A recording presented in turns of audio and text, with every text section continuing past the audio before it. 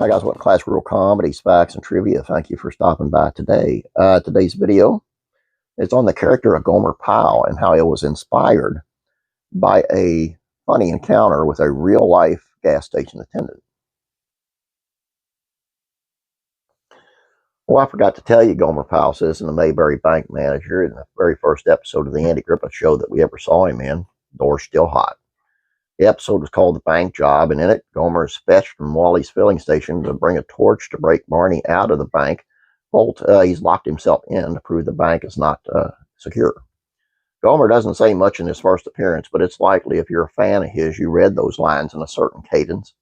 That's because not just anybody in Mayberry sounds like Gomer Pyle.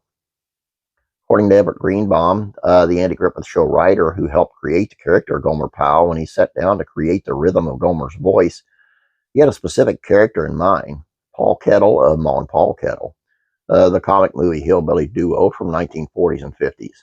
Greenbaum told the Archive of American Television I had never seen Jim Neighbors, so when he wrote it, I used as a voice pattern Paul Kettle. I don't make the rules, you know.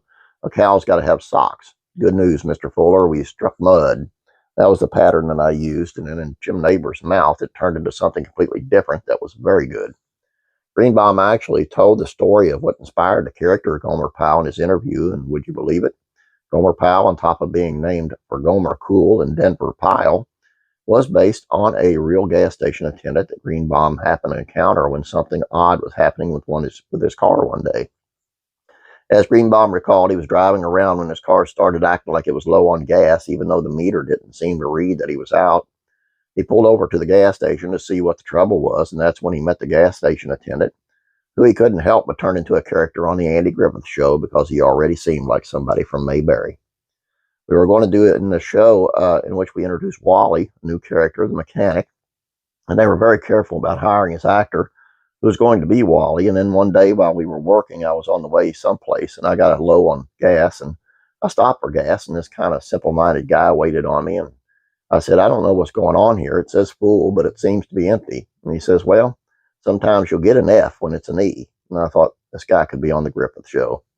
Once Greenbaum got back on set, he talked it over with writer Jim Fritzell and producer Aaron Rubin. And the next thing he knew, word had traveled to Andy, and the star knew just who to cast.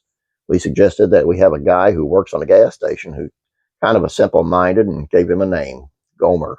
Came from Gomer Cool, who was a comedy writer, and Pyle came from Denver, who was an actor on the show.